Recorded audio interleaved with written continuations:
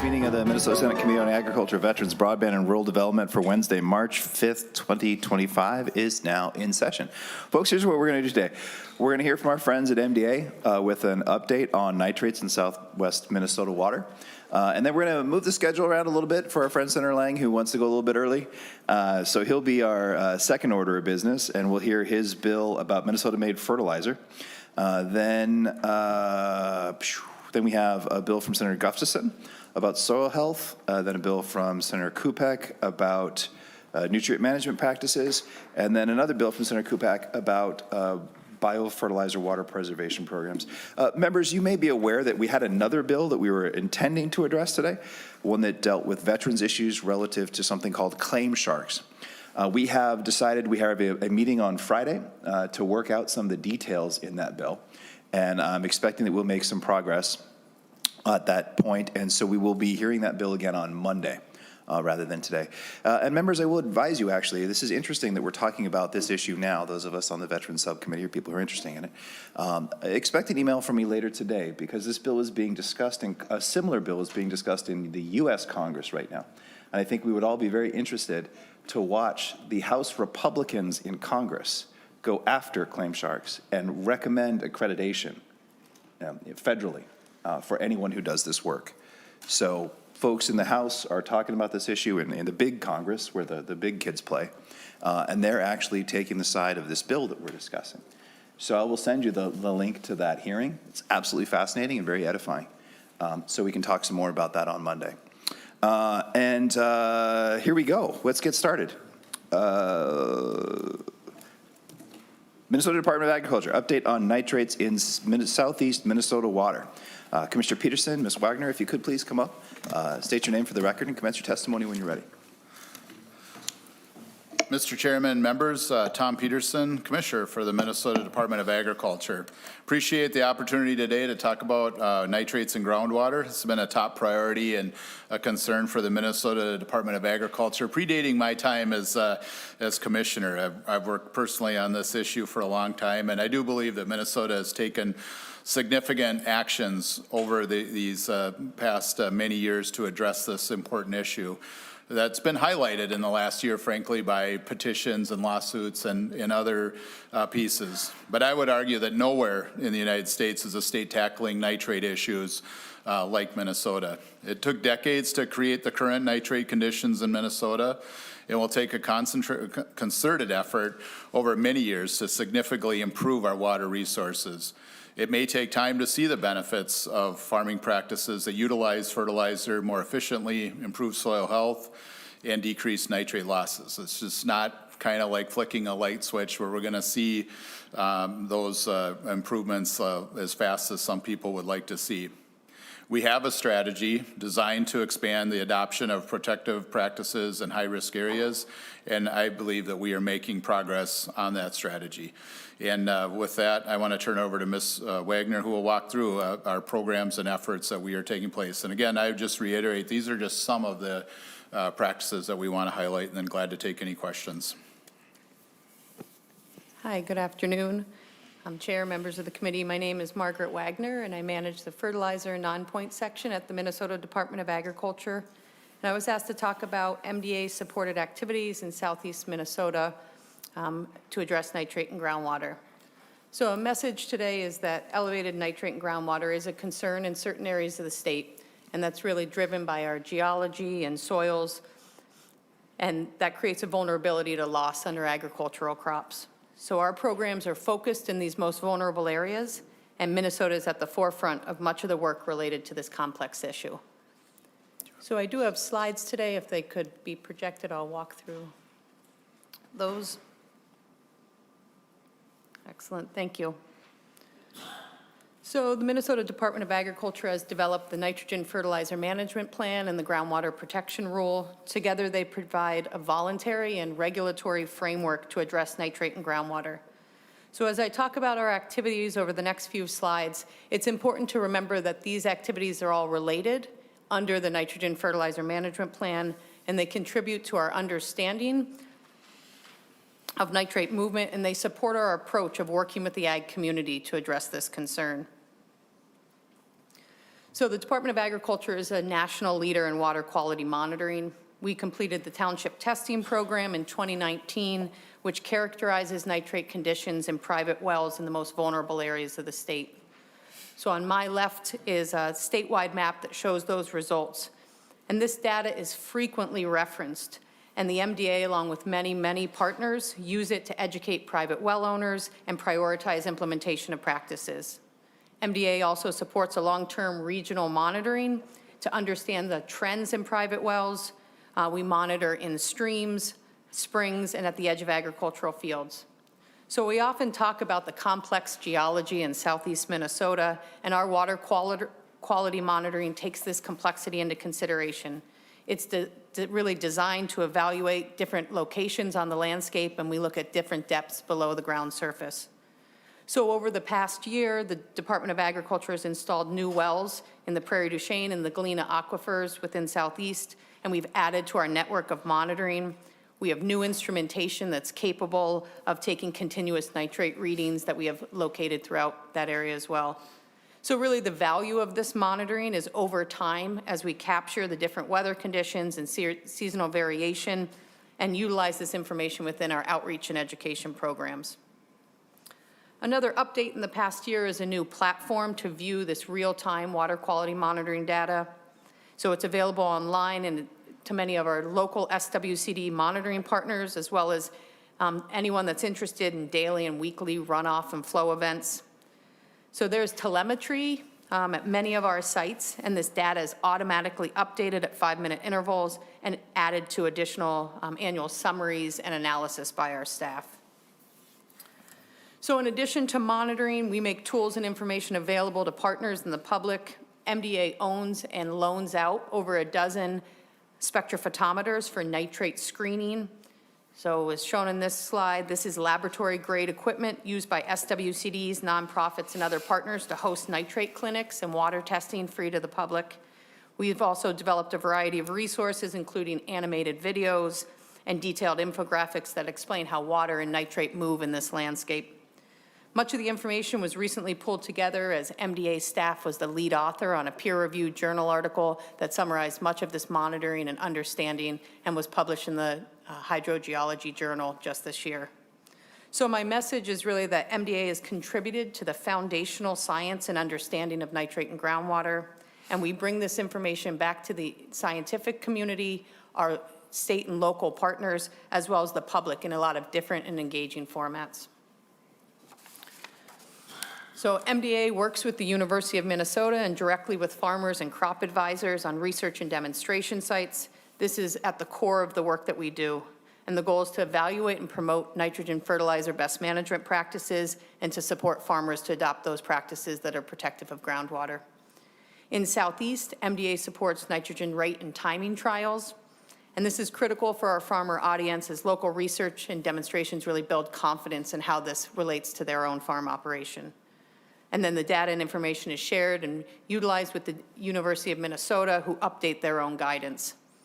So one update from this past year is that the University of Minnesota has hired a research scientist with support from the Department of Agriculture that's dedicated to updating the BMPs. And so with relevant information and science, we'll see updated guidance within the next few years from the university, including the Southeast region. So kind of stepping back from this field scale, often that we're working and thinking about, this information from our monitoring and research is applied in areas where we're implementing the groundwater protection rule. So beginning in 2019, this is the first in the nation type of rule. It restricts fall fertilizer applications in areas with vulnerable groundwater, and it responds in communities with elevated nitrate and groundwater in the community water supply. So if we're looking at Southeast Minnesota, that fall fertilizer restriction applies to 1.1 million acres, and that goes into effect each year on September 1st. Additionally, we have communities with elevated nitrate in their public water supply that fall within our rule, and we're actively working in those communities by convening local advisory teams. So we have 3 local advisory teams that are meeting, and through those meetings, we develop lists of BMPs that are required and have to be adopted within that local area to stay in a voluntary level under the rule. So just one way that, our next step is to apply this multi-step process that we use around community water supplies and take it into the high nitrate townships. So it's essentially a voluntary process where we work really intensely with farmers within townships to adopt practices that are protective of groundwater. So thanks to additional support from the Clean Water Fund last session, work is scheduled to begin in a Houston County township where we'll apply our township approach this spring. So just one of the ways that we engage farmers and implement practices is through the Minnesota Ag Water Quality Certification Program. This is whole conservation planning and risk assessment across all fields within an operation.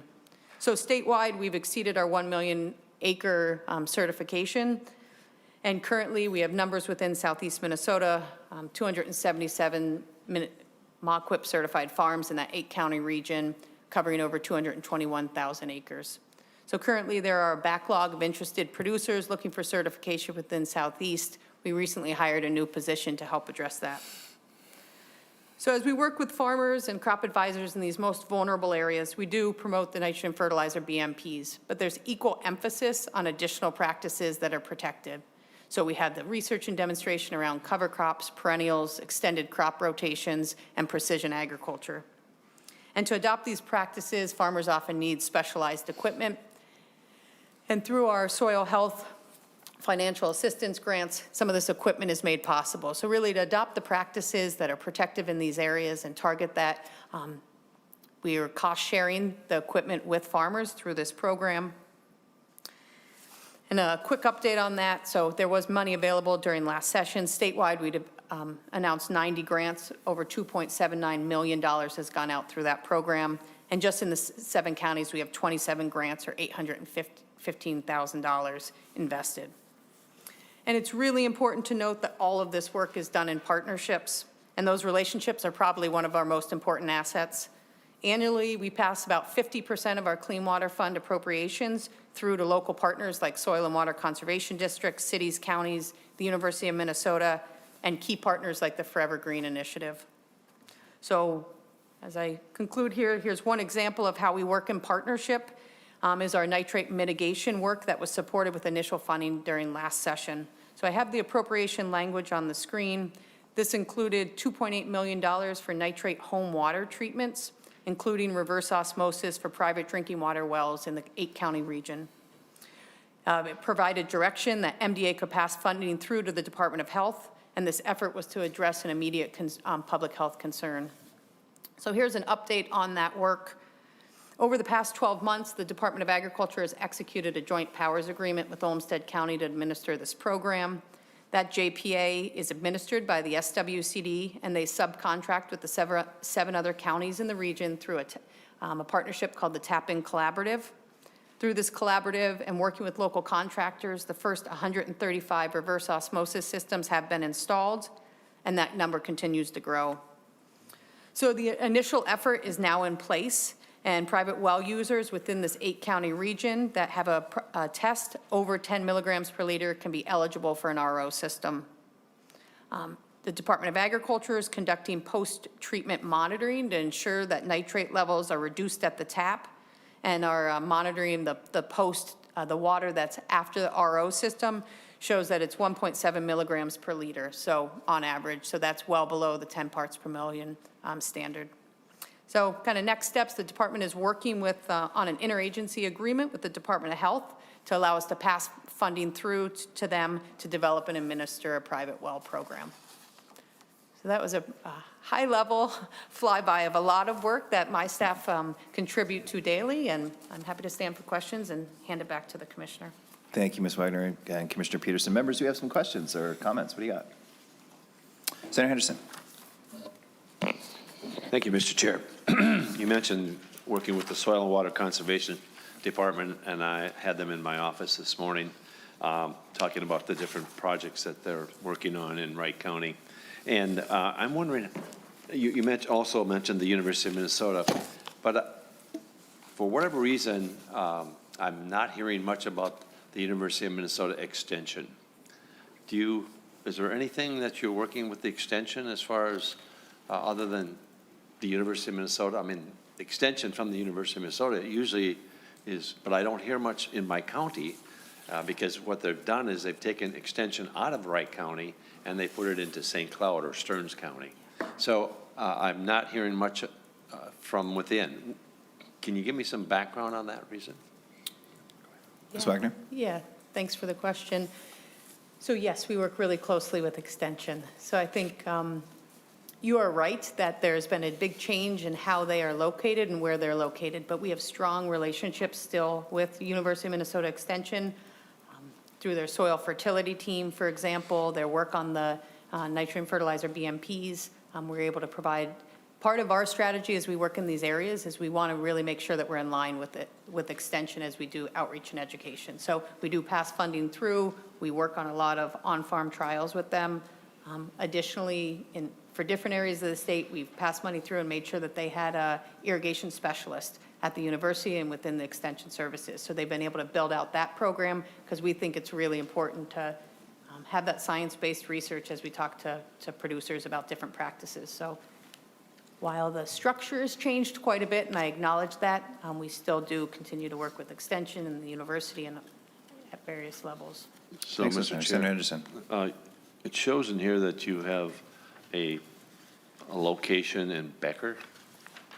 And is that kind of a coordination between Stearns, Sherburne, Wright County, that they kind of reach out to all three of those counties? Or this is for ground protection rule, it says. Give me some background on that one. And also, what is the criteria that you use in determining your analysis? Ms. Wagner? Yeah. So the criteria for the groundwater protection rule to a level 1 community has nitrate in their public water supply that's at 5.4 parts per million or milligrams per liter, but has not reached 8. So it's between 5.4 and 8 milligrams per liter. And then level 2 is in communities where it's greater than 8 parts per million or projected to exceed 10 milligrams per liter in the next 10 years. So that is the criteria, and we have a number of communities that are both within that level 1 and level 2. So when you see the Becker, I believe that's a level 1 community in the Central Sands. When we work with them, we work with the city, we work with the SWCD, and we will often work with surrounding communities. We often have centralized locations in those areas, so we work with Central Lakes College to do demonstrations there and invest in research at the college. We also have the Rosholt Farm, which is a demonstration farm through Polk County SWCD, and there's a partnership with many of the adjacent SWCDs as well. Senator Anderson? Mr. Chair, you mentioned in your testimony that you were grateful for money from the Clean Water Fund in being able to do what you do. Are you not getting enough money from the Ag Department here? Excuse me, I apologize. Commissioner Peterson. Mr. Chair and Senator Anderson, I'll maybe take that one. No, I'm allergic to hard questions. Yeah, we're very grateful for the money that we have gotten from the Ag Committee. As you probably saw, we've gotten investments in our soil health equipment grants, and it, there really are things that we've been able to do that I think are really helpful through both the general fund, through the Ag Committee in the department, but then the department also utilizes the Clean Water Fund for, I think, some really excellent programs. As you heard about the water, our water quality program, our irrigation specialist, our Forever Green. These are also funded through the Department of Ag to or from the Clean Water Fund to the Department of Ag. There's some other ones too we want to mention that all your counties use is our Ag BMP loan program, which is also really important. And we've been able to put considerable money into that, a revolving loan fund that Wright County, for example, would use and would submit to every year, or Stearns County or any of your counties. That's an underfunded program, but I think it's been good because the Clean Water account has actually put money in there and then it revolves, so it pays back and then we're able to use it again as well. One other thing I wanted to mention too that we've been able to get that is very popular with the farmers that I think is really important to our water quality efforts is our expansion of weather stations. And that also kind of came from some of the ag groups and is built out of, well, this is kind of Senator Kupec's alley. And North Dakota has a great system called ENDON, and that is a weather station, but network. But last year with clean water funding, we were able to put in $3 million to build out 70 new weather stations across Minnesota. And so we're in the process of doing that. But farmers, the university extension are all able to connect into that. So I think that we could always use more funding to do these projects. And you know, I will say I'm a little bit concerned about, you know, we'll see what happens at the federal level on some of these with our partnerships with NRCS and others. But we have had, you know, tremendous success, and that's why I think that Minnesota is a leader in tackling our nitrate issues. Senator Anderson? One last question. You mentioned that the Minnesota Agricultural Water Quality Certification Program, besides what you have for a level 1, level 2, I take it those levels are included in that certification, or am I wrong in that? Is there more to the certification for these farms that you mentioned, the 277 Mont Cusip farms? What's all entailed in that certification? Commissioner guideline? Peterson? Yeah. Great. So certainly there are two different programs. So the groundwater protection rule designates the communities and as based on their nitrate level. And then it really kicks into place a multi-step process where we, you know, convene a local advisory team and work through the development of a BMP list and then go back and evaluate if those BMPs are adopted. Through that process of working in those very concentrated areas, we really promote the certification program because our goals are aligned for conservation practices. So behind the scenes, there's certainly communication, and as a farm is being certified within an area under the groundwater protection rule, essentially it's flagged as this is in a vulnerable area, and then the practices that are promoted would around the nitrogen rates and timing would align with what we're promoting with the groundwater protection rule. So big picture, the certification program is more comprehensive and require additional practices that might be related to tillage or all aspects of that of management, while the groundwater protection rule really focuses on the adoption of nitrogen management practices and then those additional practices that are most protective. So lots of overlap, and we leverage certification as a tool within that, but they do operate separately. So, Mr. Chair, Senator that Anderson. certification program, is that like a 1-page or a 2-page, or is it a multiple-page Ms. Wagner? guideline that you have, that a farmer has to meet? Yeah, it's quite rigorous. Extensive? Evaluation. It's an on-farm walkover and then a whole farm assessment that really walks through every potential risk to water quality. So yes, it is. It's a series of questions that's very extensive, and then essentially the end result is a score. And if that score meets the criteria, then it could be certified based on the cumulative effect of all the different practices within the operation. Madam Chair, Mr. Chair, Senator Anderson. if I could get a copy of just one example, Of a I'd love to certified- see it. Yeah, Thank you. great. Senator Anderson? Members, any further questions or comments for Commissioner Peterson? Thank you very much for spending some time with us and letting us know how things are going. Senator Lang, if you would please. Senate File 303, Minnesota-made fertilizer grant program establishment and appropriation. Members, my intention is to lay this over for possible inclusion unless something horrendous happens in the next 15 minutes. Senator Lang, when you're ready. 15 minutes, Mr. Chair, I don't know. It's a 1-paragraph bill. Well, again, first of all, thank you for hearing this bill. This is really an idea that has been floating around for a couple of years. I've had the bill in other legislative sessions. And the idea is that a lot of the fertilizer that's produced, or I should say utilized in the state of Minnesota, comes from outside the state. And how the heck does the state and its local ag producers, you know, how do we keep that in the state? How do we provide that? How do we have the raw materials to do so? And that's pretty much my extent of knowledge on fertilizer, I have to admit. So I brought someone with me that happens to know a lot about fertilizer. The grant is just that, and it's a zero appropriation, knowing that We have a big day tomorrow, budget-wise. We're going to figure out what we have to have, I guess. And from that point on, the bill is fairly simple. The problem is rather complicated. So with that, Mr. Chair, if I could just turn over to my testifier, Randy Tiersig, and he can, well, he'll introduce you and tell you exactly what he's all wrapped up in. So thank you, Mr. Chair. Thank you, Senator Lang. Mr. Tiersig, if you could please state your full name for the record and commence your testimony when you're ready. Yes. Randy Tiersig. Good afternoon, Chairman Putnam and committee members. As I said, my name is Randy Tiersig. I'm from Olivia, Minnesota. I'm part of a family farming operation, and I also have significant experience in operating what I call non-typical fertilizer operations.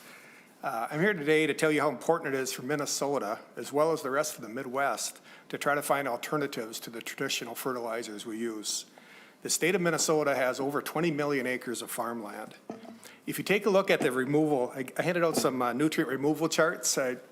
Please, some of you have a chance to take a look at those. And it's kind of staggering. If you slide that chart up and you look at the removal rates, just for example, on a 200 bushel per acre yield of corn, it'll show you that crop removes about 80 pounds of phosphorus. A 50 bushel soybean crop removes about 42 pounds of phosphorus, and a 5-ton alfalfa crop removes about 300 pounds of potassium per acre. So if you average the numbers across 20 million acres, that's a lot of nutrients that need to be replaced in our state every single year. Now, some of those nutrients are fed to cattle, or the crops are fed to cattle, and they come back as manures, so it's not 100% removed from the state, but every kernel of corn, every soybean, some nutrients are all leaving our state. So it's very simple. These nutrients need to be replaced. If not, our soil will become depleted, and over time, production decreases. For many reasons, now more than ever, Minnesota should be fully utilizing all of its available nutrients as crop fertilizers. Due to worldwide contention with nutrient-producing countries, our farmers' crop inputs are at risk. First of all, I will talk about potassium. Potassium is a key element in crop fertilizers and is typically supplied by purchasing potash, which is approximately 60% potassium. The U.S. produced less than 1% of the total global potash production last year, less than 1%. Over the last 5 years, U.S. potash imports have ranged from $2.5 billion in 2020 to over $6 billion in 2022. Those prices peaked due to the effects of the Ukrainian-Russian war. U.S. sources its potash primarily from Canada, accounting for more than 80% of our total imports since 2020 of potash comes from Canada, and Russia and Belarus produce about the other 15% that we use here in the United States. Very concerning with our political climate today. Farmers are increasingly have other concerns as well. A significant amount of fertilizer is supplied to the Midwest on river barges. The frequency of the low water over the last several years, it just becomes more concerning every year. Having plants in Minnesota help eliminate that concern, knowing that the product is being produced in Minnesota and sitting in warehouses in close proximity. So what am I talking about? I'm not talking about digging holes and mining products. Minnesota has a supply of many products produced as co-products from other production streams. Some of these include animal manures from both large and small facilities, calcium products from sugar beet production, potassium from wood ash, and many biological additives that are produced from other facilities, and many of these are being underutilized today. Unfortunately, the companies that produce a lot of these nutrients cannot justify further producing due to the fact that their products are typically high in certain nutrients and low in others, or they simply don't produce enough themselves to justify the equipment and costs to go into further processing. Several Minnesota-made fertilizer plants could be built around accumulating these products and further processing these products into user-friendly products and complete blends that allow for single-pass fertilization. So why is the blend and single-pass such a concern? Today, farmers, especially in Minnesota, we have a very short time frame to apply our fertilizers. From the time the soils warm up in the spring and they dry, it's a really small window of application time. In the past, and actually as MBA people just testified to, in the past, many fertilizers were applied in the fall. This gave the farmer a large window in the fall to get his application done. He didn't have to worry about soil compaction. However, we all know what the concerns are with fall application. That provides us with concerns of runoff and infiltration, and that customary practice has turned already, even though it's not fully gone, but it's certainly limited, and farmers understand and know that fall fertilization, generally speaking, is not a good option. So what that means is they need to do spring applications. So these are being done directly at planting or while the crop is growing. This means that the farmer cannot afford to make several fertilization trips in the spring, because every trip the farmer makes results in more compaction, more time, and reduced yield. So these facilities receive the type of nutrients, as I mentioned early, from several different producers. They can process, mix, and have a perfect blend of these products available for the farmer to continue to incorporate the majority of his fertilizer needs at one pass. These products can also be pelletized. They're compacted to provide more efficient hauling and spreading of the products in the field. There are many other benefits of this process as well. First, it's an operational benefit and cost savings to the company that is producing the raw materials. Sometimes products that are safe to use as a fertilizer may end up in landfills simply because the company producing them doesn't have another outlet.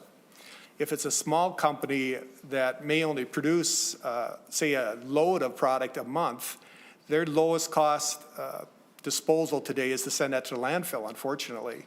Where if there were several of these sites across the state of Minnesota, they could receive these products and do blends and mix them and be fully utilized into the crop ag market. Second, a reduction of field stockpiling of manures and other products.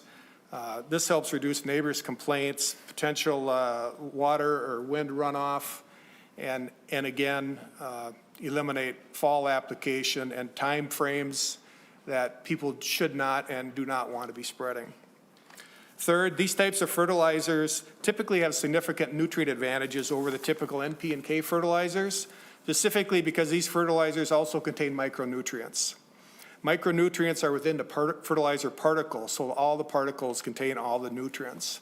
Typical NP and K fertilizers are one source. If you buy nitrogen, you get nitrogen, potassium, and phosphorus. You're not getting the micronutrients without additional additions in plants. Additional ingredients, I should say, to blend into that. So sometimes they have to take those typical traditional fertilizers and they'll literally add a few pounds of product into several tons of NP and K, which results in could be a ununiform spreading pattern in the field. Fourth, these smaller facilities can fulfill the needs of specialty crops and gardens. In this past month alone, I've received two more phone calls. One's from a gentleman that actually sells crop nutrients to people with backyard gardens and small commercial gardens. And the second is from a mushroom producer that needs an organic source of fertilizer, blended, pelletized nutrients available in the state of Minnesota. Market fluctuations in the fertilizer business are greatly related to energy costs. So traditional fertilizers that come in here, a huge portion of the cost of that fertilizer is energy costs from where it was mined, where it was shipped, whether it came from Russia or Ukraine or Canada. A significant portion, actually the majority of that cost is energy costs. These plants in Minnesota, I would not envision one large plant. The envision that makes sense is several smaller plants that are in close proximity to the people that produce the raw products that they can use. This significantly cuts down the energy usage, and it's just it's a better deal for the farmer. It's more readily available. It's closer to them when they want to apply. So as far as the market and the company profitabilities that would do this, it's understood harvesting crops remove nutrients. So at a minimum, farmers agree they need to replace as many nutrients as the previous crop removed. That's a pretty typical way a farmer looks at what his fertilizer needs are. They'll also do soil sampling, but generally if he had a bumper crop last year, he knows he needs to replace the equivalent of nutrients that bumper crop would have removed. So the viability of these types of businesses is strong, but the startup costs are significantly high, which is why I feel the Made in Minnesota fertilizer bill could help these facilities get started. So I ask you today to support the bill supporting Minnesota-made fertilizer products. Thank you very much, Mr. Tistek, for your testimony and for the slide rule. Members, we have questions, comments, Points of inquiry. Senator Gustafson, if you would, please. Thank you, Chair Putnam. And it's so nice to see you give testimony about fertilizer with such a big smile on your face. That is awesome. Also, kudos to Senator Lang. I think I have heard maybe 4 bill hearings from you in the last 2 weeks, and they've all been really good bills. So good job. I love this. I love Minnesota-made stuff. I think this fertilizer thing is great. I know that that was one of your other bills, too, was just building more manufacturing in Minnesota. So I think that that's good. And I hate to bring up a sore subject, are we concerned about some of the potential tariffs? Because I know that some of the ingredients that you're talking about that make this a viable option, maybe a 25% increase in tariffs. You just let me know what you think about that. I'm not trying to push you or cause a controversy here. I'd just like to hear your thoughts on what you think. Yes, no, thanks for the question. This would reduce the need to bring those products in. That said, there will be times we'd still add small amounts of traditional products to get that exact blend that the farmers need, but this would be a perfect way to reduce the effects of those tariffs. Senator Gustafson. Thank you, Mr. Chair. And maybe I have, maybe I just misreading the information. I thought it was something around like 85% of what the, am I saying it right, potash? Yes. Thank you. Is used, it comes from Canada. So I guess that's what I was just wondering, if that is a concern. And if it isn't, just tell me. Yeah. No, I'm concerned, and maybe I didn't relay that information properly. Currently, that's how much comes into the United States. This would help reduce that effect, at least in the state of Minnesota. Thank you, Mr. Yeah, thank you. Yes, thank you. Senator Kunish. That was kind of my question, because after I read a little bit about this and read a little bit more about potash, and that's like one of the main ingredients for fertilizer. So let's say Canada says, forget it, we're not going to send you any at all. What would alternatives be, and how long would it take to develop an alternative fertilizer without potash? Mr. Terti. Yes, that would be almost impossible to cover all of the needs. These plants I'm discussing could cover a small percentage of that needs in the state of Minnesota. 15, 20% type of needs of the state, just approximately. If the United States in general did not have a source of potash, we'd continue raising crops, but we would literally be mining any potash or potassium that's left in our soil. And eventually, after a couple years or several years, we would see our crop yields just continually decrease and decrease. Today, there is no 100% replacement that I'm aware of that would fulfill the potash need. Thank you, Mr. Trustee. Senator Kunish. And just a follow-up, like, how long would it take to put together a business that would do something like this? Mr. Trustee. Relatively quickly. The largest things that are needed are actually warehouse space and equipment for blending and mixing. Mm-hmm. And then the second stage of these types of products is, do you want to pelletize them and compact them into better, more usable forms? But certainly within 12 months. And one more question. Senator Kunish, please. Are there certain regions or locations around Minnesota that would be like perfect for this, or that you have already plotted out where the distribution would make it really easy? Mr. Trustee. Yes, definitely the more the agriculture, crop farming areas will make distribution much easier. If they previously, as I heard testimony about like southeast Minnesota, maybe they have an abundance of certain things down there. So that would certainly not be where you'd want to build it. You'd maybe pull products from that area, out of that area, into an area that is more specific in grain farming and doesn't have that fertility from livestock and such there already. So yeah, it definitely would be western Minnesota, north to south and even southeast Minnesota as well. Those are all highly productive crop growing regions. So, Mr. Trustee, to paraphrase, I heard you say St. Cloud. Yes, St. Cloud's a great area, yes. Senator Dames. Well, thank you, Mr. Chair, and thank you, Senator Lang, for bringing this bill today, and thank you, Mr. Trustee, for your presentation. Do you have an idea what it might cost dollar-wise to put together a blending plant such as you're talking about, maybe the smaller size or whatever you're thinking about? Any idea what that might cost to put that together? Mr. Turstig. Yes, thanks again for the question. It's really a large variable. Just if there are several entrepreneurial type people, say Southeast Minnesota, can put together a project with, say, 4 or 5 suppliers or factories or canning companies or something that have a product. It could be as simple as, I won't say as simple as, but a large warehouse and blending equipment.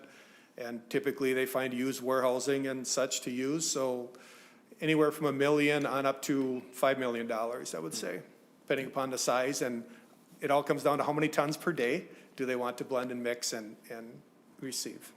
Senator Dames. Follow-up, Mr. Chair. Senator Dames. Thank you, Mr. Chair. Do you think that this would, cost-wise, would it be cheaper for the farmer to be using the fertilizer that would be put together in this type of a situation where you could blend specifically what you need for that acreage and this and that? How do you think that would be cost-wise? Mr. Turstig. Yes, it's a great question, a very important question. Cost-wise, we know from past experience, it has to be somewhat competitive. However, typically when a farmer prices fertilizer, they specifically look at nitrogen, phosphorus, and potassium. So when they start adding the value of the micronutrients, which our soils are really becoming insufficient in, then it's cost comparable. It's not a large cost savings to the farmer. Sometimes some of the companies might actually have to pay a little toll on raw materials to get the product to those blending facilities. You hope it doesn't have to do that, but at times that's necessary to make. We really have to price from the backside forward and afford what we can do. Senator Dames. Mr. Chair, well, thank you for your information today, and thank you for your forward looking on this. Sounds like this could be a pretty good program for Minnesota, especially in corn country, so thank you. Senator Kupec. I didn't actually have a comment. I was just going to tease you that St. Cloud is not western Minnesota. I thought I saw your hand raised, but it must have just been your shirt. Ag Smackdown today. Senator Westrope. Mr. Chair, I better get between the chair and the vice chair here. Question for the testifier. Explain, you talked about the manure piles and the benefit of not having them. Can you connect the dots? I mean, what would you do with manure piles, and you'd blend them in with other stuff, or I didn't figure out all those connections. Mr. Turstig. Yes, that's exactly correct. Those would come into the facilities direct from the barns where that manure pile is being received. And right away, a lot of people assume we're talking all large facilities, but it doesn't have to be large facilities. Sometimes the smaller farmers or smaller livestock producers really look at that as a service and say, if we can get somebody to pick this up for us and remove it, that's advantageous for us. So we have done that. It works just fine to bring in manures and blend them with other types of crop nutrients. We've done a significant amount of that over the years. Senator Westrope. And so, Mr. Chair, where do you do this now? I guess I might have missed that part. You're doing this on a smaller scale right now in Olivia? Actually, on a smaller scale, we do this at a location we have in Benson, Minnesota. Oh, in Benson? Yep. Okay. Typically, mostly today, just for our own farm use. Say that again? Mostly today, it's just for our own farm use. Oh, it is? Okay.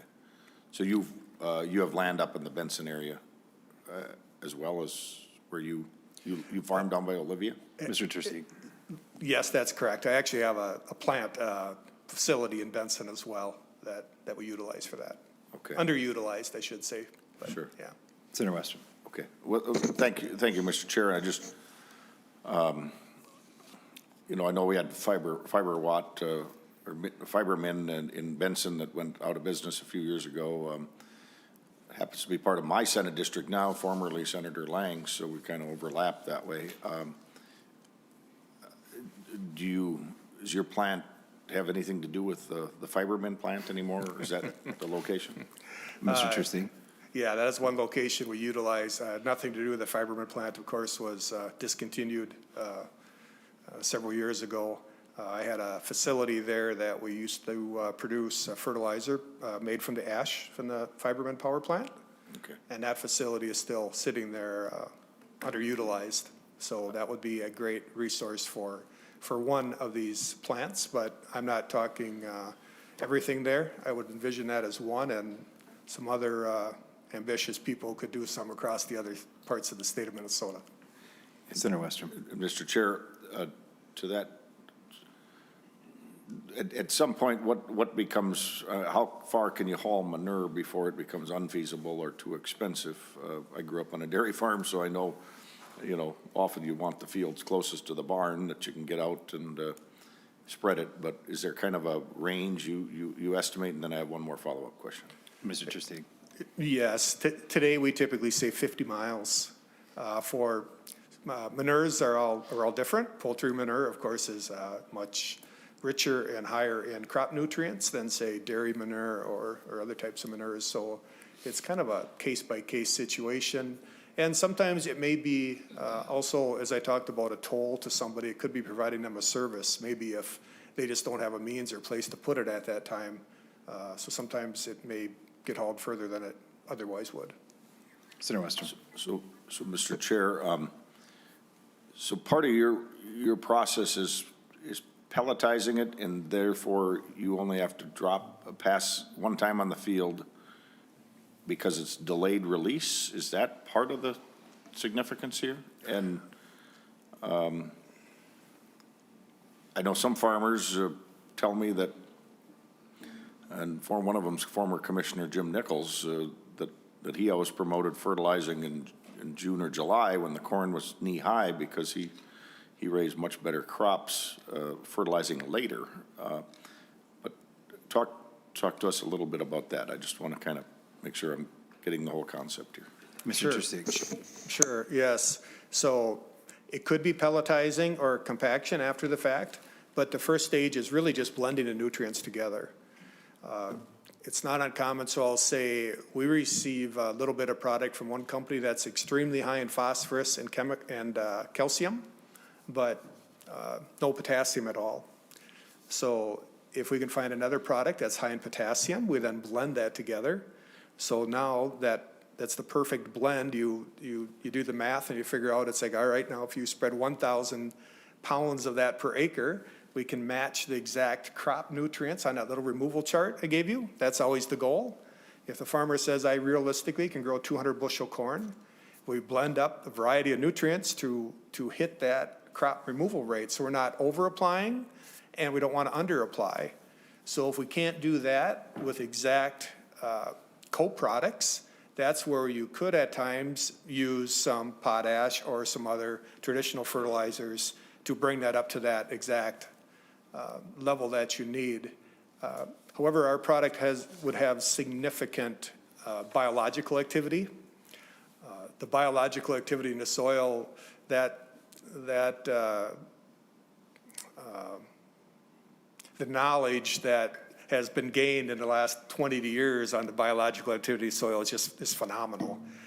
If you would have asked me 20 years ago when people were out selling some biological type stuff, I would have said that they're selling snake oil. I wouldn't have been for that. But today we see that it's so important, and that's why farmers, anytime they can get manure type based fertilizers or organically type based fertilizers, it doesn't have to be manure. It can be something that comes out of a sugar beet plant or a canning company.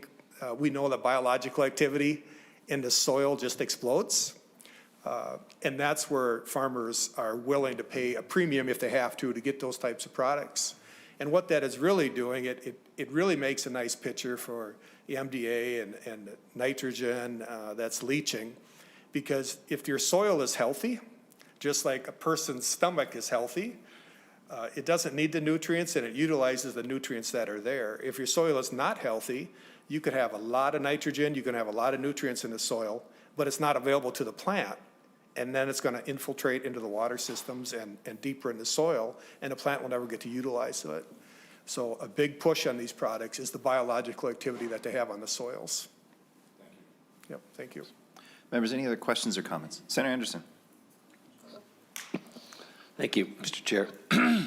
Senator Lang, in the first line of 1.6, it says the Commissioner of Agriculture must establish and implement the Minnesota-made fertilizer grant program. Have you had conversation with the Department of Agriculture and the Commissioner? Senator Lang.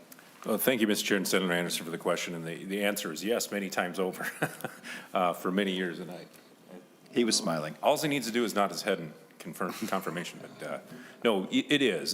This is something that both Randy and I have talked rather extensively about over the years, and I guess we're just at the point now where we kind of need to make something happen, so.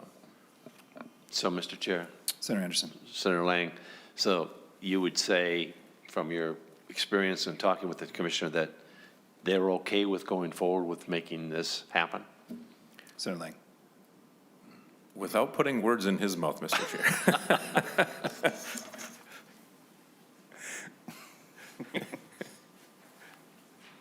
I don't know. Mr. Chair, if a nod can be noted in the record. Yeah, put a nod in the record. Let the record show. Yeah. Senator. That's my concern, is that we're putting another demand or a mandate, so to speak, because it's a must establish and implement. And so that's why I asked you if he had been talked to and he's okay with that and he's got the wherewithal to make a different division or a different area within his department and have people to make this happen. So that's the question. Senator Lang. Mr. Chair and Senator Anderson, so the scope of this grant process really is not that large. Dollar value wise, in comparison to other things throughout the state, it's not that large. I would hope to guess that the administrative costs are rather low. I don't know, maybe the Commissioner does want to comment on that. Commissioner Peterson, if you would please state your name I've been again for putting the words in record his and mouth answer for the several question. minutes, Mr. Chair. It's been entertaining to watch. Mr. Chair and members, Tom Peterson, Commissioner for the Minnesota Department of Agriculture. And yeah, and thanks for the opportunity to just comment on this real briefly. And visited with Mr. Tiersteig many times and been out to actually his facility. And I think, that it's it's not in our budget. It's not something that we officially support, but they support the concept and the idea of this. And that's why we continue to work on it. And I think as has been stated, and we've had the green fertilizer and other pieces that, as we do look at the landscape worldwide, that it may behoove us to, continue to move in this direction to try to have these positions. So anytime we have a grant program, as Mr. Chair, you probably know, it would be either put a grant a percentage in there to help us administer a grant, or we have a default rate that set that helps the department manage the grant. So it would we would just be work on something like that, but with the dollar amount, as we see what targets are and the importance and everything and what's going on in the world landscape, I think it's a great discussion to have and very timely. Thank you, Commissioner Peterson. Senator Westrom. Mr. Chair,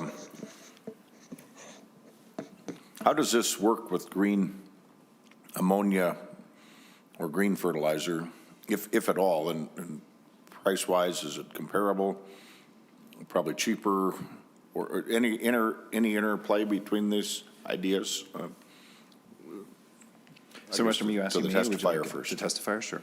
I'm not trying to put Commissioner on the spot. That's fine. But he mentioned green, and it spurred my thought. Sure.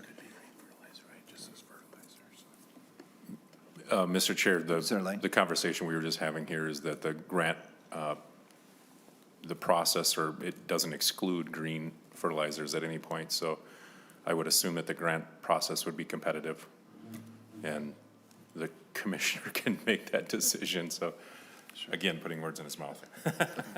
Senator Westrom.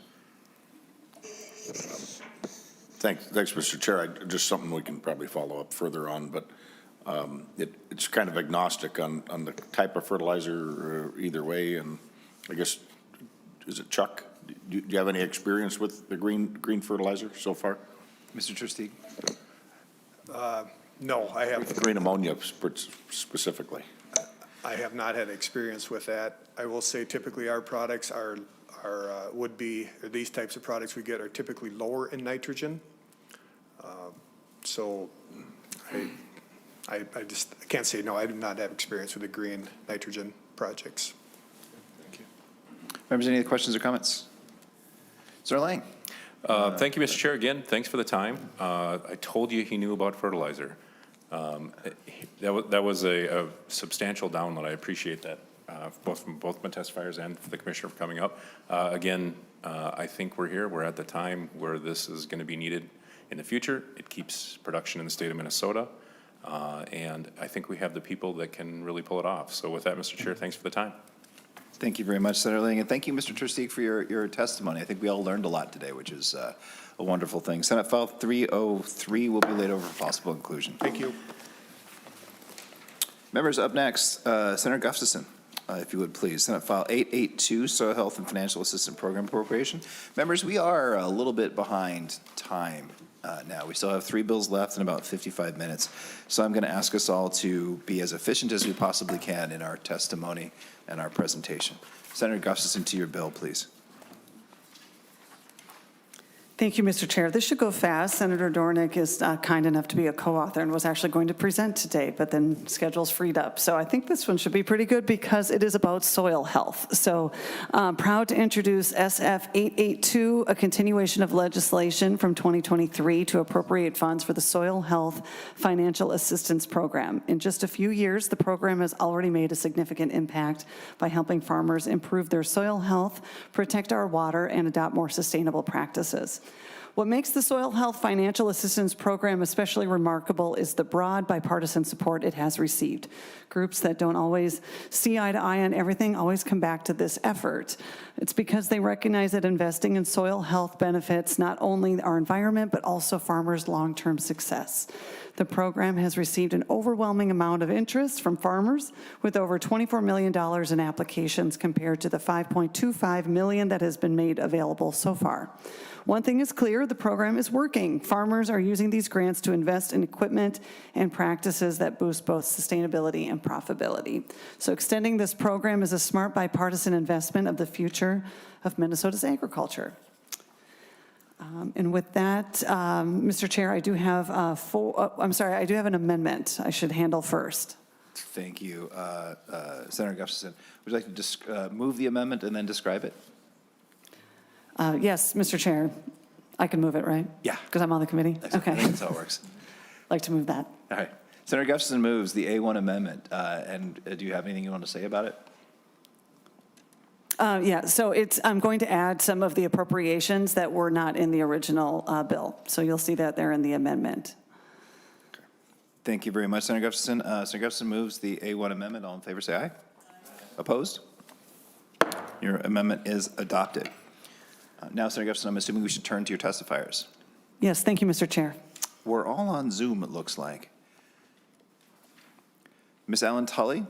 If you would, please, could you, if you're there, could you please turn on your camera, unmute your microphone, state your full name for the record, and commence your testimony when you're ready. Chair Putnam and members of the committee, my name is Dana Allen Tully. I currently serve as the chair of the Minnesota Corn Growers Association Board of Directors. MCGA has nearly 7,000 family farm members and represents all of Minnesota's 24,000 corn farmers through our research and education efforts. My family's farm operation is located in Olmsted County. We operate a diversified dairy and crop farm where we grow alfalfa, soybeans, corn, sweet peas, and sweet corn. On behalf of the Minnesota Corn Growers Association, thank you for the opportunity to testify in support of Senate File 882. And thank you to Senator Gustafson and the bipartisan list of co-authors for bringing this bill forward. Soil health is not only important to Minnesota farmers, but also provides many other benefits for air and water quality in addition to crop productivity. Interested farmers face barriers to implementing new soil health practices. However, there is great interest and opportunity to scale up soil health practice adoption by providing support for farmers to get started. Our farm has been utilizing soil health practices such as cover crops, following corn silage harvest, or reduced tillage for over a decade. There are always new innovations and practices we are interested in trying while still working to maintain profitability on our farm. Our experience with cover crops started over 10 years ago. I have to admit, I was hesitant to start the cover crop program because the fall is very busy already, and the added seed and equipment expense did not have an immediate revenue stream. We began by having turnip seed flown on our cornfields in August. Our success rate of establishment was less than 20%. Since then, we have continued to experiment with different techniques to get a seed to establish in the fall. It turns out that our greatest success is when winter rye seed is no-till drilled immediately following corn silage harvest in September. And because we have a dairy farm, we are able to harvest some of our winter rye in the spring to feed our cows. Now I look forward to seeing our green fields in the fall from our cover crop establishment. We also farm several acres that have been strip-tilled for many decades. Incorporating any new farming system has challenges and requires a willingness to experiment, knowing there may be successes and failures along the way. Benefits we see in Senate File 882 would assist Minnesota farmers when considering new practice adoption would be voluntary, inclusive of a broad set of practices so that farmers can determine what is going to be the best fit for their operation and their soil, and provides direct financial assistance using some new approaches. Since I have been working to implement some of these practices on my farm, I have learned that it is important to have a diverse set of practices for farmers to choose from. And what works on one farm may not work on another. If programs are too prescriptive in eligible practices, such as just focusing on cover crops or tillage, it can turn farmers off from trying to implement something new. Thank you to this committee and the Department of Agriculture for listening to farmers when it was identified that a grant program like this was not only needed, but would have tremendous interest from farmers. With 5 times the number of applications compared to the dollars available, it is clear that farmers are interested in implementing soil health practices on their farm. On behalf of the Minnesota Corn Growers Association, we appreciate your consideration, and thank you, Senator Gustafson, for bringing this bill forward. Thank you, Ms. Allen-Tully. Next, we have Ms. Olson from the Minnesota Farm Bureau Federation. If you could, please turn on your camera, unmute your microphone, state your full name for the record, and commence your testimony when you're ready. Mr. Chair and members of the committee, my name is Carolyn Olson, and I serve as the Vice President of the Minnesota Farm Bureau Federation. Farm Bureau represents over 31,000 farm and ranch families across the state of Minnesota. I farm with my husband on our Century Farm in Lyon County. We started our transition to organic crop production in 1998 and now farm all of our land organically. We have an extended crop rotation growing corn, soybeans, small grains, and alfalfa. We plant a cover crop mix of oats, daikon radish, and berseem clover on the fields that had small grains after that grain is harvested. The cover crop mix are all annual varieties since we need them to winter kill as we cannot use herbicides. Organic production relies on mechanical tillage for weed control. Even though we cultivate the row crops in the summer and use various tillage tools in the fall, our soil tests show that we are building organic matter. Farmers care deeply about the environment and continue to be stewards of the land. We ensure the future success of our farm by taking care of the ground and securing nutrients in the soil. Minnesota has a very diverse range of soil types across the state, and one size does not fit all.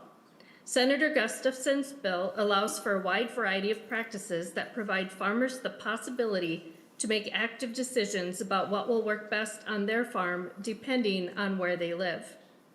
These grants have and will continue to actively put conservation practices on the ground through a wide variety of eligible expenses that are often too big of a barrier for farmers to overcome on their own, especially as they are taking risks to be a leader amongst their peers.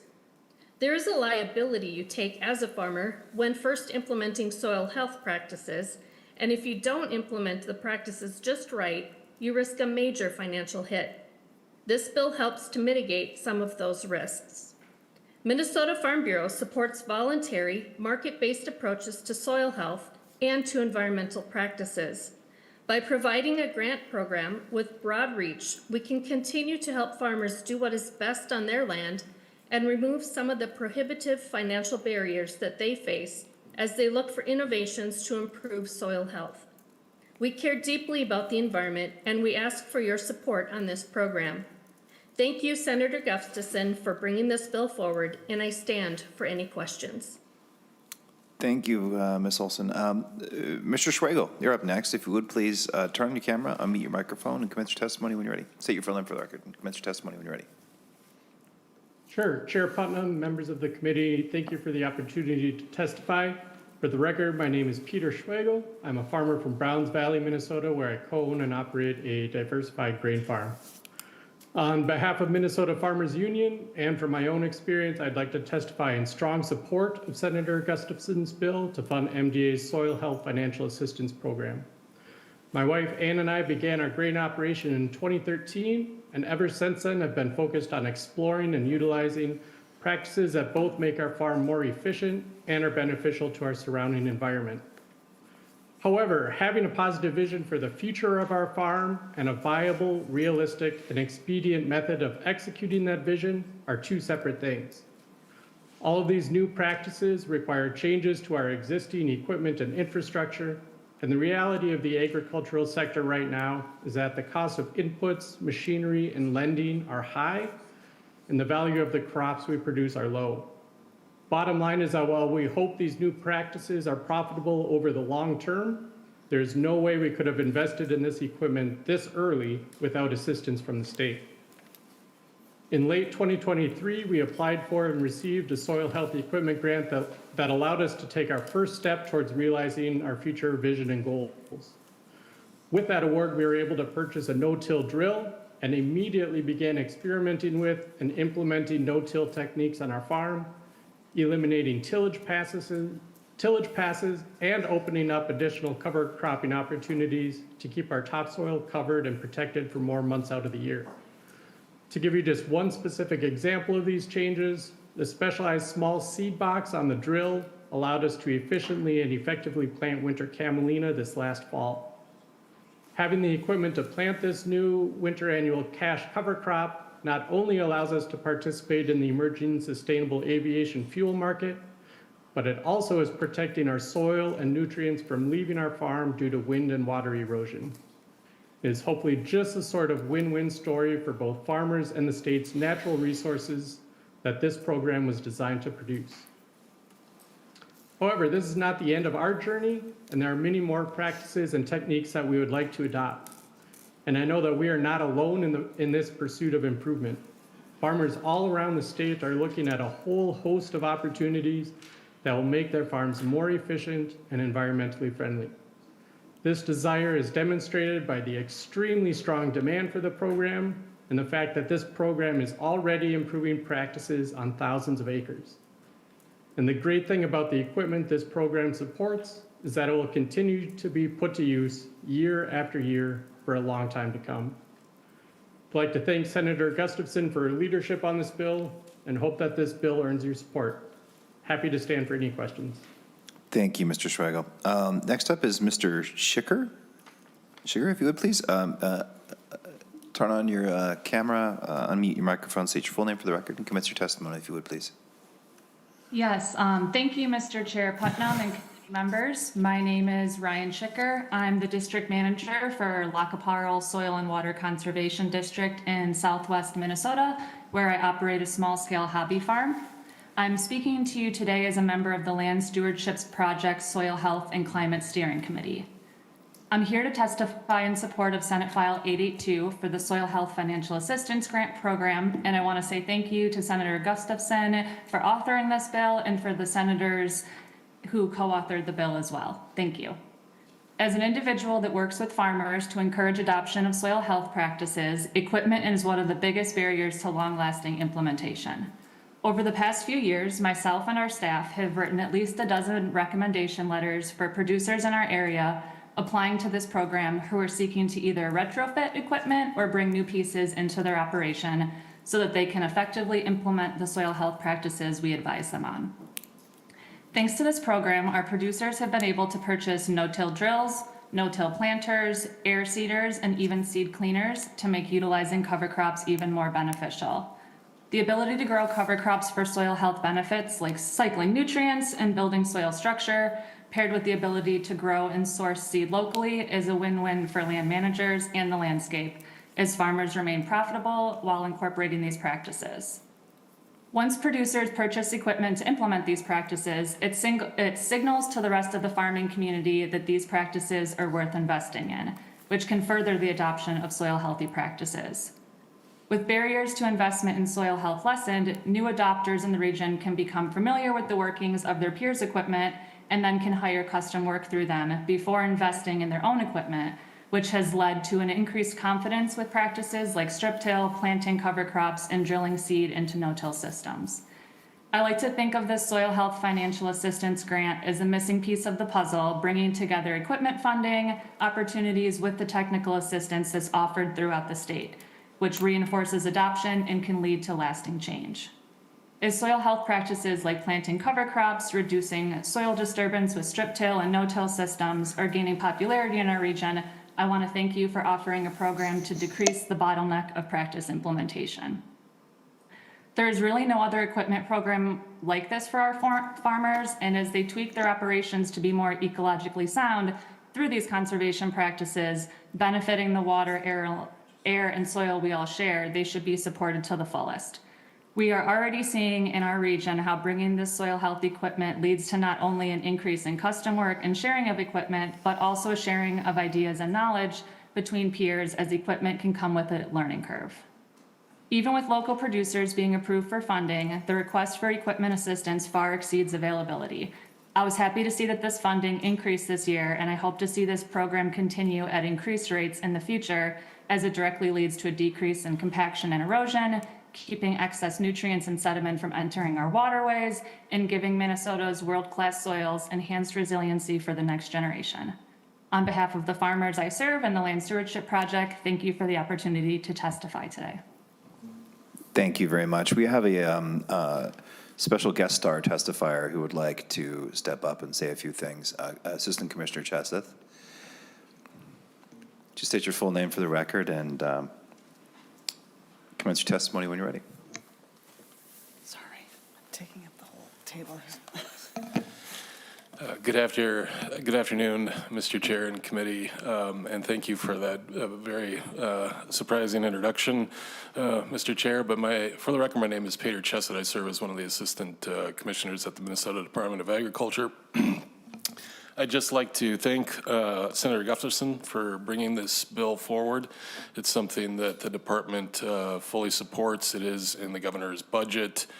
I'd say that the testimony we just heard from the four testifiers highlights, a very really unique opportunity. I believe, as Mr. Schwegel talked about, how this program has helped him and his wife pursue the goals for their operation. And it is, as another testifier just said, kind of a missing puzzle piece in allowing our producers to, again, pursue those goals for their operations that financially before would have been out of reach. So I do thank, again, Senator Gustafson for bringing this bill, and we fully support this effort. Thank you very much. So, members, do you have questions or comments to the bill, to the testifiers, or the author? Seeing none, any closing statements, Senator Gustafson? Oh, thank you, Mr. Chair. Just a thank you to my co-authors, Senator Dornick, Kupec, Seeberger, and Weber. Appreciate it, and thank you for your support.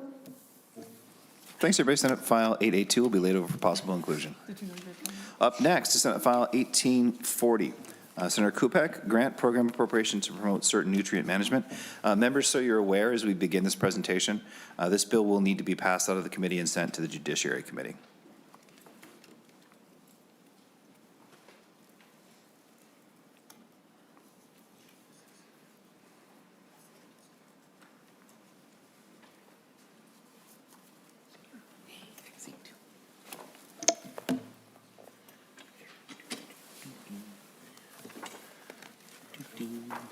Senator Kupec, to your bill, please. Yes, Mr. Chair. I do have an A1 amendment too, if I could just take care of that fairly quickly, which is fairly simple. Senator Kupec moves his A1 amendment. Would you like to describe it?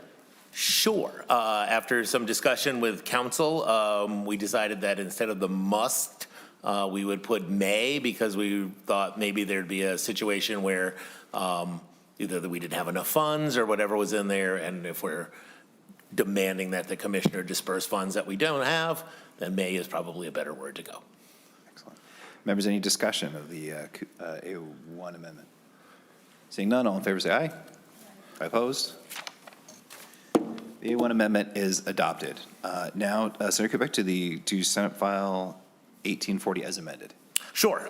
Just to go through the bill here, this is establishing the 4R agricultural grants. If you look in your little folders, there'll be a little handy-dandy, I believe, 4R pocket guide that describes what happens under this. But basically what we're doing is we're establishing grants to those companies, co-ops, people who sell fertilizer out there, that they become part of the stewards of this 4R program.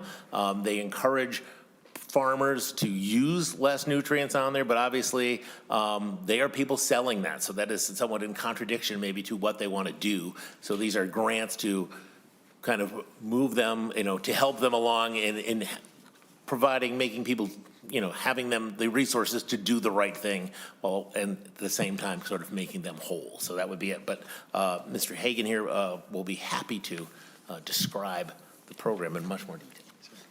Mr. Helgen, if you would please state your full name for the record and commence your testimony when you're ready. For the record, I'm Lee Helgen. I'm the Executive Director of Minnesota Crop Production Retailers. We're the statewide association of ag retailers and co-ops. Thank you, Mr. Chair Putnam, committee members, and Senator Kupec for the opportunity to testify on the 4R bill. As you mentioned, you have this handy 4R guide, which kind of outlines those 4R principles. The MDA presentation you heard earlier on minimizing groundwater impacts of nitrogen fertilizer is kind of an excellent overview of where we're at with both the voluntary programs and the regulatory pieces. And some of the other bills that you've heard here kind of show the connections between what the producers are working with and trying to do to implement practices, and where the co-ops fit in, as we're kind of in the middle here as the organizations that they're selling the inputs, but also providing that advice as the trusted advisors with our crop advisors. So we think this is a great opportunity for us to kind of go out there, continue to promote these science-based, evidence-based practices around 4R, using a voluntary incentive-based strategy. The 4Rs, as you kind of go through that, are the right source. So choosing the right type of fertilizer. There are a lot of different options, and as some of the testifiers mentioned on the soil health, being able to pick the right fertilizer would make sense. The right rate, so that we're putting the right amount at the right rate.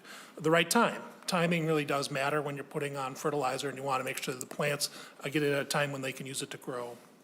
And then the right place, making sure that the placement of the fertilizer is there so that the plants can absorb it and doesn't get washed away.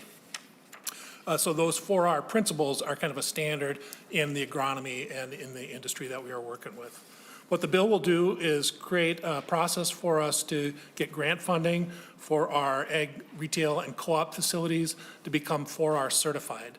And so that certification would be a standard where we have 19 different criteria that go through to say this facility is operating effectively, it's providing good recommendations, and that it would get its certification. So if you think of like in an energy world, like the LEED certification for a building, it's the good housekeeping seal of approval. We would have that similar for our co-ops. One of the things that's important about this is we also are working with our crop consultants, crop advisors, so that they will advance these proven best practices while considering the specific individual farm needs. So every field may be a little different, and we want to be able to tailor the solutions to those farms. It's not focused on one specific product or type, but more of a holistic approach where you can evaluate the options, select the right strategies, and then our advisors and agronomists can really work with the producers to select the right strategy for their fields. In the bill, there's some examples of the various nutrient management practices that would kind of qualify under the 4R principles. We can go through that. We left it as kind of an open list because we expect that the conversation with the department on how exactly these would be, the grants would be paid out on that on the per acre. And you'll see there would be some variability around the strategies that would work best or might be needed or required to meet nutrient management needs in certain parts of the state. We also provide, in the bill, kind of walk through the mechanics of the funding. So there would be $5,000 available for reimbursement to each facility to go through the process to get certified.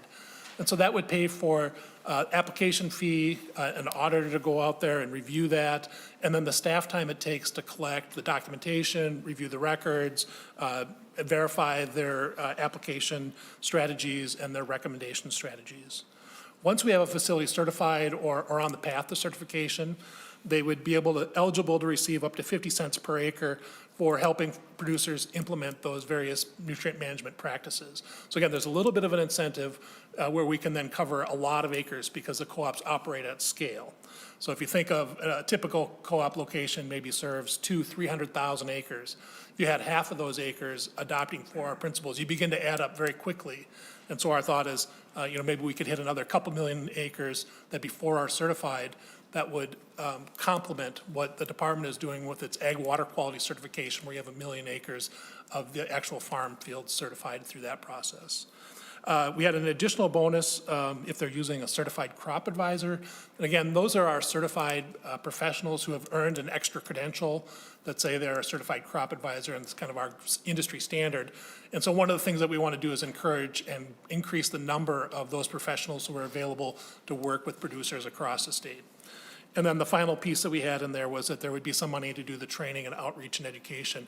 As you heard from the soil health folks or from the Minnesota-made fertilizer folks or from the department, there's a lot of need to educate the producers out there on the various strategies and work with them. And the co-ops are well positioned to do that because they are doing a lot of training already. And so there would be some additional funding to pay for some of the staff time to go through that. So, and the whole hope of this is that we're not trying to pass costs along to the producers for things that we can do to help kind of be part of the solution in a proactive way using voluntary incentive-based strategy. So that is the gist of the bill, and we'd appreciate your support and would be happy to answer any kind of questions that you might have. Thank you, Mr. Helgen and Senator Kupec. Members, do you have questions or comments for Mr. Helgen or Senator Kupec? Senator Westrom. Mr. Chair, Senator Kupec, what are you estimating the cost of this program will be? Senator Kupec? $2.5 million, but we've left it kind of open here for to be scalable. Certainly, if we could start this up with a smaller amount, that'd be better. About $2.5 million is the dollar amount. Thank you, Senator Kupec. Senator Westrom. And Mr. Chair, and I guess Mr. Helgen maybe, or Senator Kupec, where do you see this? What's kind of the top end of where do you see this going as far as cost or reimbursement for the state?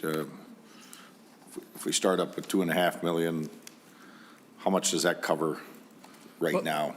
So the $2.5 million, Mr. Chair, Senator Westrom. So the $2.5 million we think would cover, initially we're looking to get about 20 facilities certified. We built in some funding for the department to have some administrative overhead because we will need to work with them to develop and tailor this. And then we would say between the 50 cents per acre and then the additional bonus for the CCAs that we should be able to cover about 2 million acres to get them certified and approached. Now, again, the funding can be scalable around the practices. Some practices may take more time and effort and energy and would want to be reimbursed at a higher rate. Other things, there's a lot of really good activity going on. So that would be the break on that. At the upper end, if you said we had 26 million acres, it'd be like $13 million. But we're not really anticipating going that far at this time. Senator Westrom.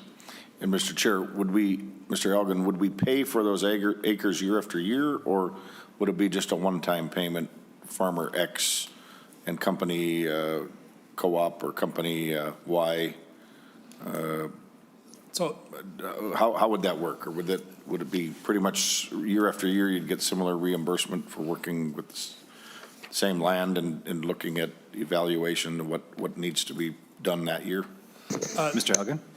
Mr. Chair, Senator Westrom. So we anticipate that there would be, because you're making recommendations on crops that may change year to year, you might have different eligible acres that you would want to submit for. And if there were some practices where there was a kind of ongoing overtime cost, that you'd want to be able to get reimbursed for that. So I think that would have to be kind of flexible, but if, let's say you're doing a cover crop and you're introducing that, once you get that crop established, you may have other crop rotation, and then you may have additional practices that would come on the same acres where you're still trying to, improve the overall strategy. So that, I think, as we work through the department on that, we'd have to understand how many acres, how much money is available, because our goal is to try to touch as many acres as we can while continuing to understand that farmers are changing their practices year to year. You may have different rotations where you would have different strategies being applied. Senator Westrom. And so how would you certify it, or how would we decide to know who's properly, or who's certifying the acres, and then the payment? Looks like in the language, there'd be a certification process, and then the Department of Ag would just write a check and send it out to a company, co-op, retailer. But how do they get certified? How are they going to kind of be eligible for that payment, and who's overseeing that? So Mr. Elgin. Mr. Chairman, Senator Westrom, the Minnesota Crop Production Retailers, one of our programs is the 4R Nutrient Stewardship Certification Program. And we have a Nutrient Stewardship Certification Council that would review and approve the facilities that are getting certified. So Co-op X would, let's say, Central Soda wants to get certified, they would go through the process, we would send an auditor out there, we would certify that facility, and the Nutrient Stewardship Council would approve that certification. Then the acres that would be eligible, they would document the number of acres that they said, here's where we're applying for our strategies, submit that to the department. The department would then issue a payment based on that. So only really the eligible facilities are those that are working on their corrective action plan to become eligible would be available to get funding, and then the department would review those acreage if they needed to audit. But for the most part, we'll be able to demonstrate acres where the practices were being adopted. Senator Westrom. Mr. Chair, have you ever thought, Senator Kupec or Mr. Helgen, to apply for clean water funds to help promote this clean water or less nitrogen or less fertilizer use proposal? I mean, that's kind of the fund that there's a lot more money in that really is more in line with what this program Mr. Helgen. is trying to achieve.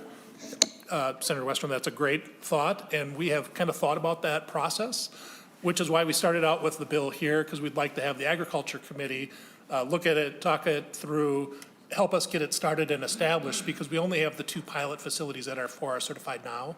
But we think if we can demonstrate this is successful and that there's been some support and an administrative capacity within the department, we could then be successful in moving through a clean water fund type strategy. Right now, we don't really have a program to hang it on, so it would be very difficult to try to get funding through that mechanism. Senator Westrom. Mr. Chair, and I guess thank you for your answers and the information on it. As I evaluate this, I guess I have several questions yet, and concern maybe about starting a new program when our budgets, the ag budget is not that big to begin with, and usually when a program starts, it only comes in with higher requests year after year, and so I guess I'm a little leery yet on this proposal. I just don't know that it's the right time to be starting this kind of an expense, but happy to listen to what others maybe have to say Mr. Chair, and just wanted to talk some of this through as we debate it here in the committee. Thank you, Senator Westrom. I think you raise a valid point and thing for us to think about a little bit. Members, any other questions? Senator Anderson? Thank you, Mr. Chair. Senator Kupec, I take it that because it says the commissioner must establish the grant program, that you've already clarified that with the commissioner? Senator Kupec? We also, in the A1 amendment, we changed the must to the may. So that was the thing, because we did not change this part. Sorry, I stand corrected by counsel. Sorry, Senator Anderson. So that's not been changed? No, I will defer. Ms. Painter, if you would, please.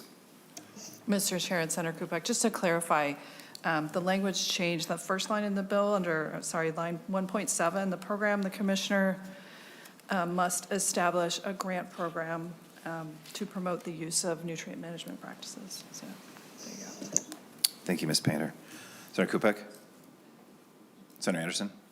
Well, I'm just wondering, since it says must, I'm just wondering if the agriculture commissioner is okay with that, having to say he must do this.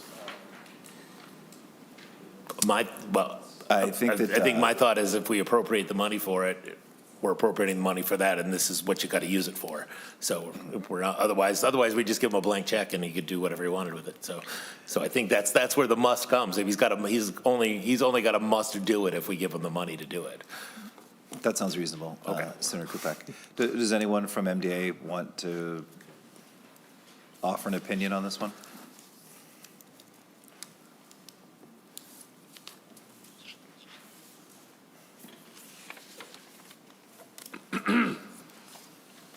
Good afternoon, Chair and Committee. Again, for the record, my name is Peter Chesed. I serve as an Assistant Commissioner at Minnesota Department of Agriculture. If I am following the developments correctly, I believe the amendment replaced must with may on 1.7. There are, unless it was changed. I'm sorry, Mr. Chesed, that was a different bill, I think. Oh, I'm sorry. I have the wrong, okay. So all of the musts have been changed to mays? No. Okay.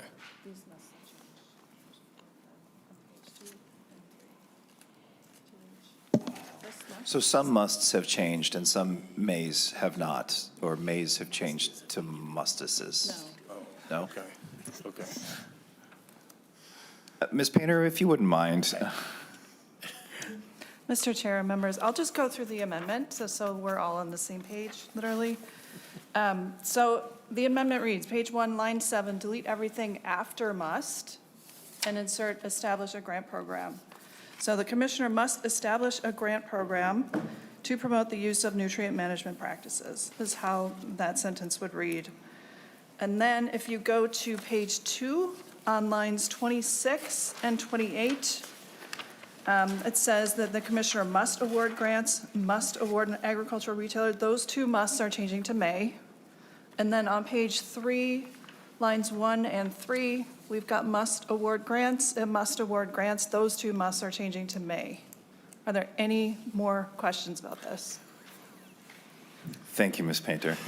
We appreciate that. Senator Anderson?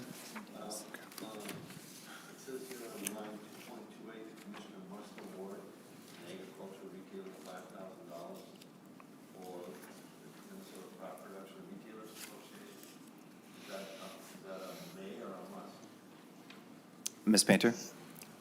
Mr. Chair and Senator Anderson, that's a may. That's on line 1.4 of the A1 amendment. I think Senator Kupec's contention that if there are resources there, that the sort of must is dependent on the resource is a valid point. But we might also take into consideration at a future point, perhaps tweaking that language a little bit after further conversations with MDA. Senator Dames. Well, thank you, Mr. Chair, but I think it's very important if we're going to say that the commission must establish this, whether there's funds or not, we're saying they have to establish it. Why would we want them to spend the time, effort, and money to establish something that we're not going to fund or maybe not fund? I think that needs to be changed. Senator Kupec, do you have an opinion on this? Would you like to offer an oral amendment to change must to may? Mr. Chair, I'm still a little unclear because I just think if this ends up in a potential omnibus bill, then it will be in there with the funding, and then it has to go that way. If it doesn't end up in the omnibus bill, then they're never going to be asked to must do anything. So I'm a little fuzzy on this. I mean, if it makes a difference to change it to that may, I'm a little, I think I'm on the right track here. Senator Dames? Well, that's fine, but technically, if you put in the omnibus bill and don't put money in it, they have to do this. So I'll leave it at that, but I think we really need to be cleaning that language up, quite frankly. But if you don't want to, that's fine. Thank you, Senator Dames. I think you raise a good point. Commissioner Chesson? Yes, Mr. Chair, if I may. I just wanted to note that officially the department doesn't have a position on this bill. It's not in the governor's budget. We have had conversations with Mr. Helgen, primarily around the principles regarding 4Rs. We would have to look at it from an administrative point of view to see how the department would be able to carry out some of the directives contained within the language. Thank you, Mr. Chesson. That's very helpful. Senator Dames? Well, thank you, Mr. Chair. I think what we're doing here is we're incentivizing private business to sell their product. And I guess I'm a little concerned about that. The other thing is, my question would be, we have a lot of things going on in the Department of Agriculture that we put money into, and I think after tomorrow, we're all going to be a little bit surprised how much money we may or may not have. And so I get a little concerned when we start new programs like this, because the money's going to have to come from somewhere, and chances are it's going to come from someplace else in the Department of Ag. And so at this point, I can't support this program because I think we need to take a look at where we're at with the other ag programs and make sure that we've got successful funding for those so that they can survive. So that's just my point on it. Thank you, Mr. Chair. Thank you, Senator Dames. Members, other points of discussion? Comments? Senator Westrom.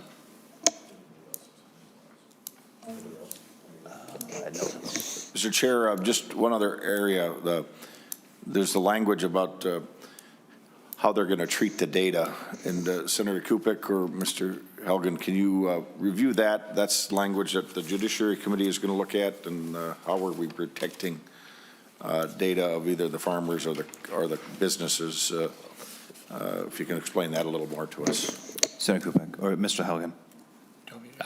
Yeah, go, you can. I can do it too. I mean, from my discussion with them is that some of this data would be, a competitor might, gain some knowledge about somebody else if they were able to see the sales from these programs. So the idea behind the data is so that competitors do not see that. We had a similar data provision, I believe, in one of the things about adding the ethanol pumps at the stations where that data got, if, some competitor could figure out how much you're selling and it might be a competitive advantage. So that's about the data privacy side of this. Thank you, Senator Kupec. Mr. Helgen? I'm just going to add that it's also a protection so that any of that field level grower identifiable information would be non-public. So as the co-ops, we work with all of our customers are the producers, and we would have records on what we're selling to them in terms of fertilizer and their amounts and their rates and their application. And all of that we didn't want to have summarized into the aggregate data. What we're actually trying to do is say, here's how many acres have been utilizing these different management practices.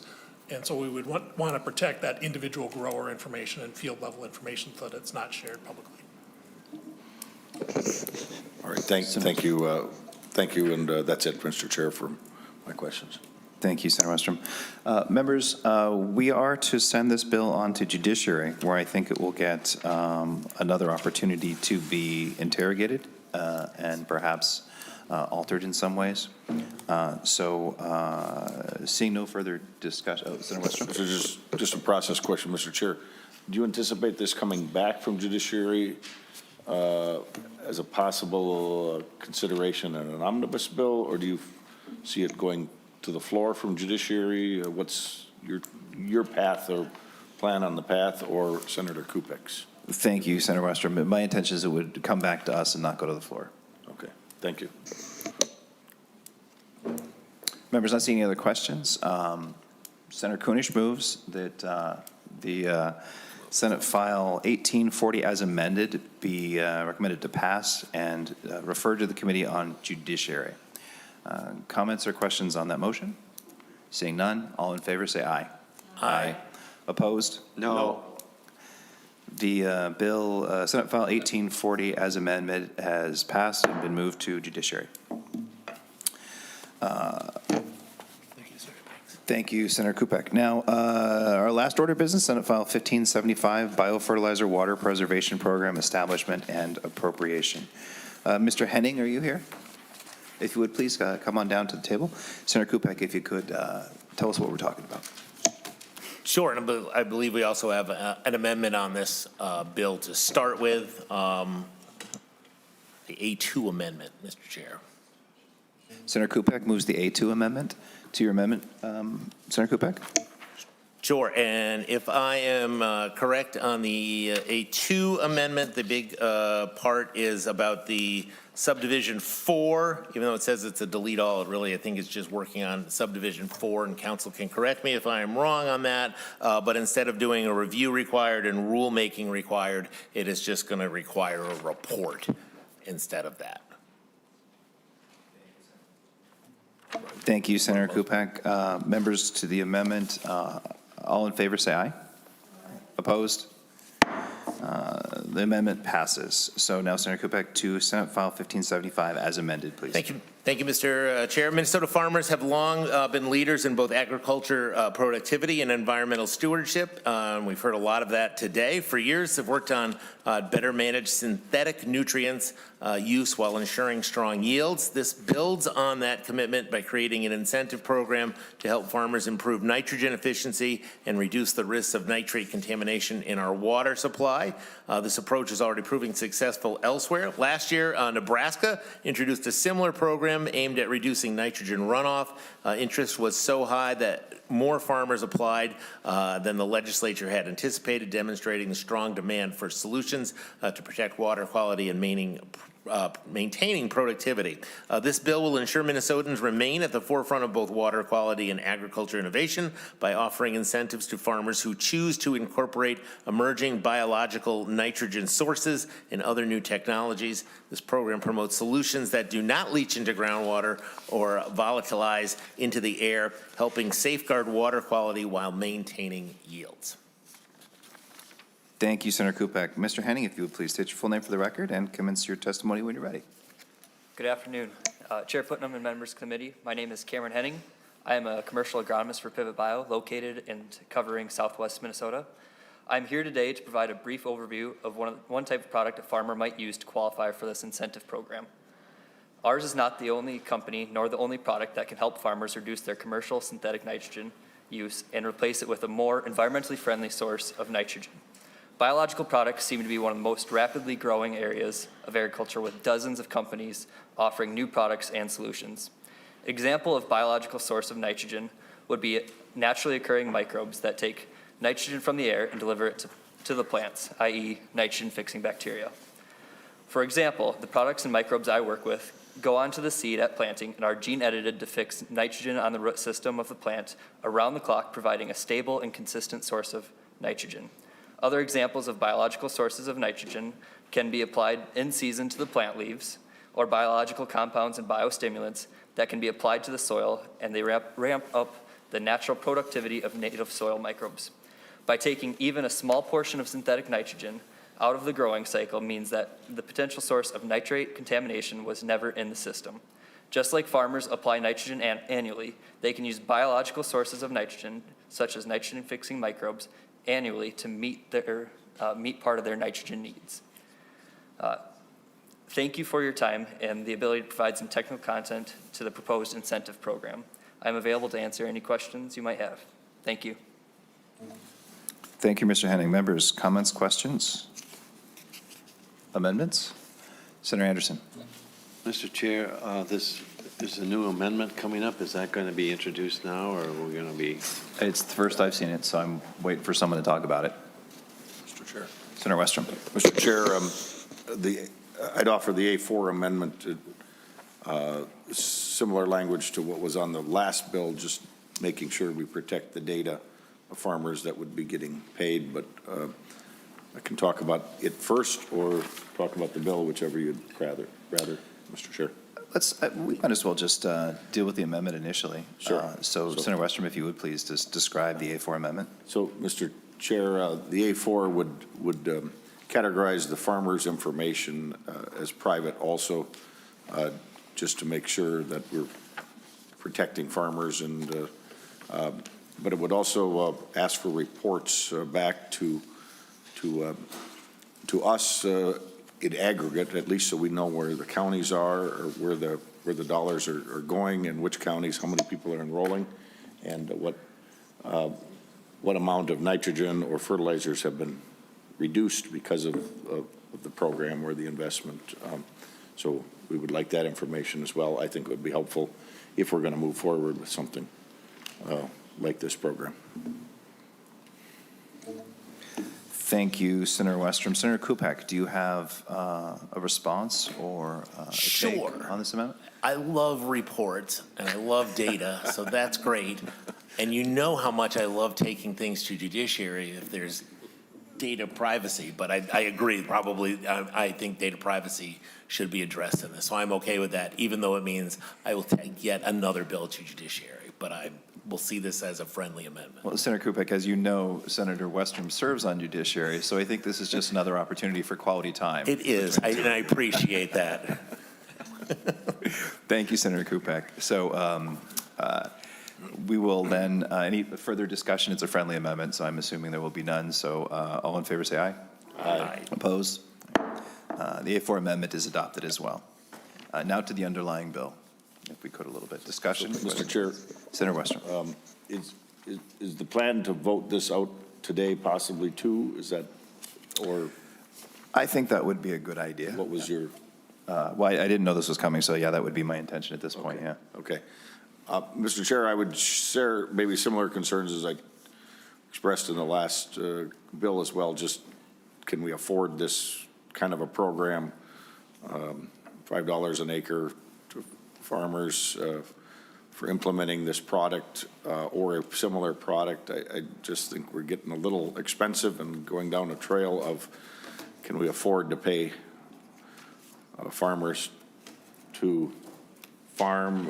I realize it's voluntary, but how, where does that start and stop? And then what product is worthy to get a subsidy or an incentive? What isn't? A lot of these products should be financially advantageous. If you can use the product and plant 30-40% less nitrogen or fertilizer, that savings should carry the day of the decision for the farmer. And of course, that's what companies need to do, is sell farmers on the savings or the benefits of the product. And so I guess I have several questions yet, but I think at least making sure the data is protected is a good start if we're going to move forward with a program like this. I just raise those concerns at this point. Senator Westrom, I absolutely share your concerns about our budgetary outlook. And so after this travels through judiciary, it will come back to us, and we'll have a better chance to look at it when we can do better math. But I 100% share your concerns about our fiscal situation and where we're putting money. Members, other questions, comments about this bill? Seeing none, Senator Gustafson moves that the bill be passed and referred, that Senate File 1517 as amended, 1575, what is that? Senate File 1575 as amended be passed and referred to the Committee on the Judiciary. All in favor say aye. Aye. Aye. Opposed? No. Senate File 1575 as amended has passed and will be sent to the Committee on Judiciary. Thanks for a very productive and educational hearing today, folks. Just so you know, on Monday we will have Senate File 621 with Senator Dames Senate File 881, Senator Kupec. Senate File 1507, Senator Dornick. Senate File 1515, Senator Westrom. And we'll have a special guest appearance with Senate File 1359, Senator Ann Rest will be in the Ag Committee for the first time. And then we will also, as I mentioned at the beginning of our session, take up Senate File 1894 again. I hope that we will have thought about it a little bit so we can do so expeditiously when it comes back to us on Monday. And also note that we have an outside possibility of some potential Friday hearings on March 21 and March 28. We will update you as soon as we know if those will be necessary, but just know it's a possibility. So there being no other business in front of the committee today, we are adjourned.